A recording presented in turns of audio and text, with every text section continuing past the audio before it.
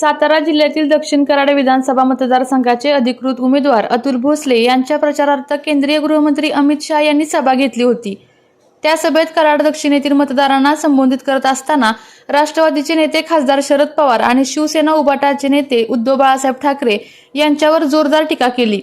दरम्यान बोलत असताना शरद पवार साहेब बोलतात, महाराष्ट्रात गुंतवणूक येत नाही। पवार साहेब, आपलं उद्धव ठाकरेंचं सरकार होतं तेव्हा नंबर खाली गेला होता।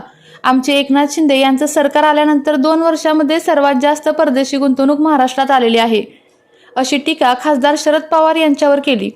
तसेच उद्धव ठाकरे हिंदुत्वाला पाखंडी बोलणाऱ्या लोकांसोबत, औरंगजेब आणि अफजल खानाच्या कबरीला सुरक्षा देणारे, हिंदूंना आतंकवादी बोलणाऱ्या सोबत आपण बसलेला आहात।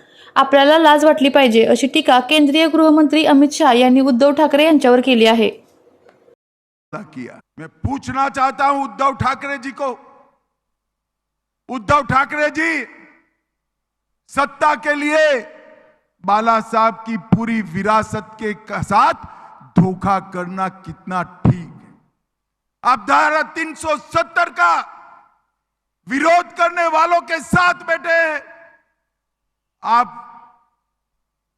राम मंदिर का विरोध करने वालों के साथ बैठे हैं, आप संभाजी महाराज के नाम से नामकरण का विरोध करने वालों के साथ बैठे, और अब आप वक्फ के अंदर मोदी जी जो सुधार ला रहे हैं वो कानून का भी विरोध करने के वालों के साथ बैठे। मुझे बताओ कराड़ वालों, कांग्रेस सरकार ने वक्फ कानून को बदलकर इसके अंदर एकाधिकार वक्फ बोर्ड को दे दिया, जिसका दुरुपयोग होता है। वो वक्फ बोर्ड के कानून को बदलना चाहिए या नहीं बदलना चाहिए? जोर से बोलो, बदलना चाहिए या नहीं बदलना चाहिए? अभी अभी 2 दिन पहले कर्नाटक के वक्फ बोर्ड ने कई गांव, मंदिर समेत, किसानों के घर समेत, किसानों की खेती की भूमि समेत वक्फ की संपत्ति कर दी, और राहुल बाबा कुछ नहीं बोलते।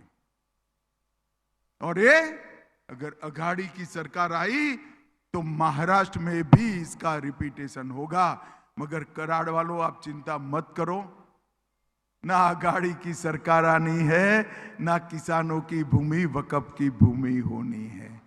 आज मैं दक्षिण कराड़ के लोगों को कहकर जाता हूं कि भारतीय जनता पार्टी इसी सत्र के अंदर वक्फ का बिल भी लाएगी और इसको पारित भी कराएगी, उसको कोई नहीं रोकेगा।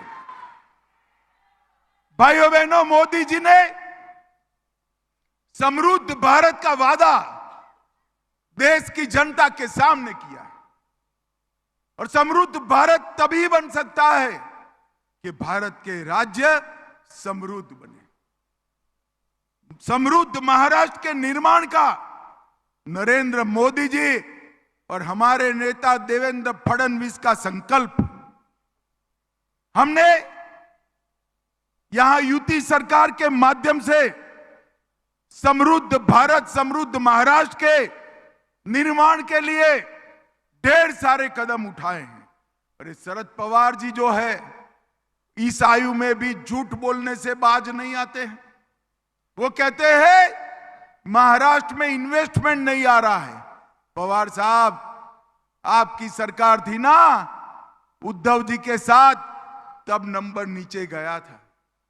हमारी एकनाथ शिंदे और देवेंद्र जी की सरकार आने के बाद 2 साल से भारत में सबसे ज्यादा विदेशी निवेश किसी एक राज्य में आ रहा है तो हमारे महाराष्ट्र के अंदर आ रहा है, महाराष्ट्र। और हमारे अतुल बाबा मांगने में थोड़ा दिल कमजोर रखते हैं, बहुत भले आदमी हैं, पढ़े लिखे आदमी हैं। वो जीआईडीसी की बात कर रहे हैं। मैं आज कहकर जाता हूं, एक बहुत बड़ा अच्छा राष्ट्रीय स्तर का इन्वेस्टमेंट हम कराड़ दक्षिण में लाएंगे, ये हमारा वादा है। और भाइयों बहनों,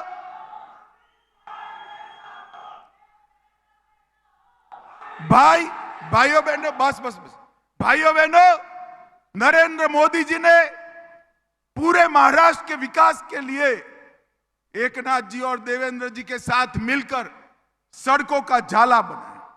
समृद्धि राजमार्ग, मुंबई कोस्टल रोड, अटल सेतु, पुणे, मुंबई, नागपुर में मेट्रो, देवेंद्र जी ने जलयुक्त शिवार बनाए, कृष्णा भीमा स्थिरीकरण का काम किया, टेम्बू मैसल जैसी योजनाओं को भी आगे बढ़ाया।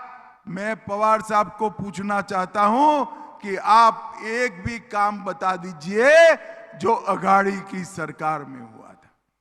मेरा कराड़ वालों से अपील है, जिस प्रकार से महाराष्ट्र का विकास हो रहा है, कराड़ के युवा ऑनलाइन जाए और पूरे देश के विकास के साथ इसकी तुलना करे।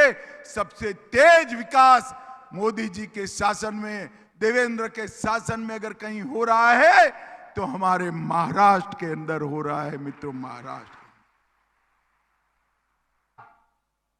मैं उद्धव ठाकरे के जी को भी कहने आया हूं, हिंदुत्व को पाखंड कहने वाले लोगों के साथ आप बैठे उद्धव जी। अफजल खान और औरंगजेब की कब्र को सुरक्षा देने वालों के साथ आप बैठे, हिंदुओं को आतंकवादी कहने वाले के साथ बैठे, कसाब को बिरयानी खिलाने वाले के साथ बैठे हैं और राम के अस्तित्व को नकारने वाले के साथ उद्धव ठाकरे आप बैठे हैं। आपको शर्म आनी चाहिए, शर्म आनी चाहिए। आपल्या तालुक्यातील जिल्ह्यातील बातम्या सर्वप्रथम पाहण्यासाठी आजच सातारा न्यूजला YouTube चॅनलवर सबस्क्राइब करा, लाईक करा, शेअर करा आणि बेल आयकॉन प्रेस करायला विसरू नका।